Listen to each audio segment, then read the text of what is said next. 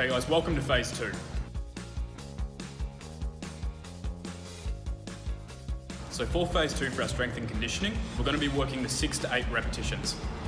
With that, it means that you're going to increase the weight you're using, going up and focusing a little bit more on strength.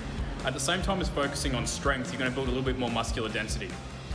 For this particular area of the program, I want you to work on 2 to 4 weeks again. So same as phase 1, just with that slight rep scheme change and slight rest change. For today, we're going to go through the trap bar deadlift. The reason we're doing the trap bar deadlift is it's a lot easier in terms of skill acquisition to pick up rather than the barbell deadlift, and also a little bit easier on the back.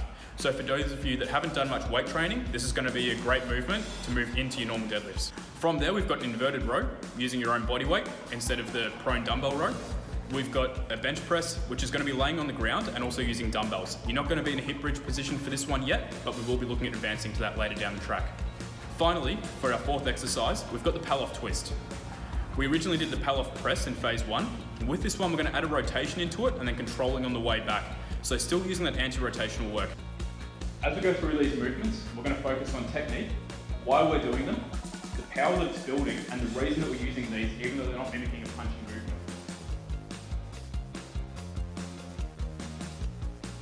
Setting up for the trap bar deadlift, you want your stance to be about shoulder width apart, making sure that you're perfectly in line of the trap bar.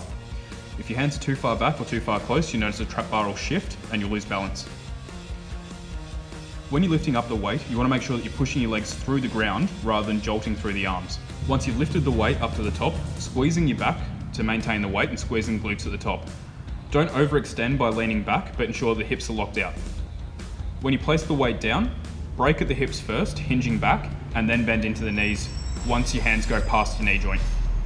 Resting at the bottom, you can reset your position of your hands and also the stance. This movement is great for building overall strength, as it incorporates grip strength, stability through the upper back, and also generating force through the legs. One of the best ways to increase strength and therefore be able to produce force at the end of our training program. Setting up for the inverted row, depending on your strength level, you can either have your feet elevated, knees bent, or feet on the ground. Ensuring that when you pull up, you want to have an underhand grip to start, which means the palms are facing you. Squeeze the glutes, squeeze the core to ensure the body stays in a nice stiff position so that you're not breaking at all. When you initiate the movement, squeeze the shoulder blades back, exactly the same as you did in phase 1 for the prone dumbbell row. When you pull up, you want the bar to hit roughly bottom of the chest height, making sure that you're squeezing the whole back. Keep the elbows in nice and close to the body. Don't fall at the bottom position, so you're maintaining tension through the whole range. The purpose of this is to build strength through the upper body and through the lats. Using this strength will help to generate force through the punch as you rotate, and the power goes from the feet to the hips and then into the lats, producing force into the hand.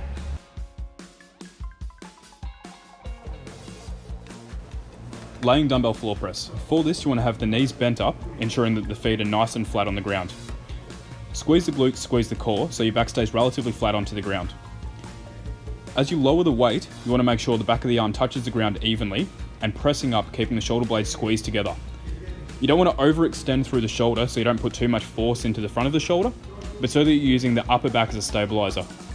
Ensuring this, you'll get better contraction through the chest and also generate more force through the arms.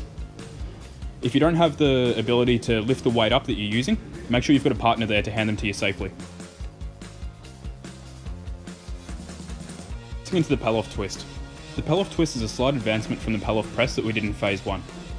With this, you want to make sure that the band is maintained right in the middle of the body at the same time. When you twist, the back leg is directly underneath the hip, ensuring that you're using the core to twist rather than using the arms. As you generate the force, you want to control back. You're going to lead with the hip, coming back into a neutral position and making sure the hand doesn't go past that neutral point. From there, generating force again in a powerful motion, rotating out in about a 45-degree distance away from where you started. If you generate too much force and it's not controlled, you will fall over. If you don't generate enough force, you're not going to be able to move the band. Making sure that all the force is generated through the ground and into the hip.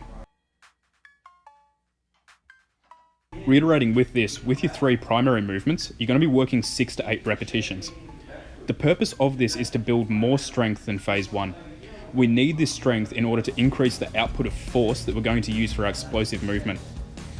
We need to progress safely from going for 10 to 12 reps, 6 to 8, and then lowering the reps, increasing the weight. If we jump straight into low reps, you're going to have a higher risk of injuring your body. which is obviously going to set you back in your primary skill work that you'll use as an athlete. With the Pallof Twist, we're going to be using 10 to 12 reps, same as phase 1. The purpose of this is because the core is a stabilizing point. We need to have slightly more endurance through the core to make sure that it doesn't fatigue. You can use more explosive power and heavier weights to build strength through the core. So there are 4 exercises for phase 2. Moving into phase 3, we're going to go into a little bit more explosive strength movement so you continue to develop that strength without increasing the muscle mass. Make sure you continue to subscribe to our YouTube channel and also our Instagram channels so that you can keep up to date with all of the exercises. We're also going to have a bonus feature coming up that's going to help with injury prevention so that you can make sure your body's staying nice and safe throughout the entire time of your training.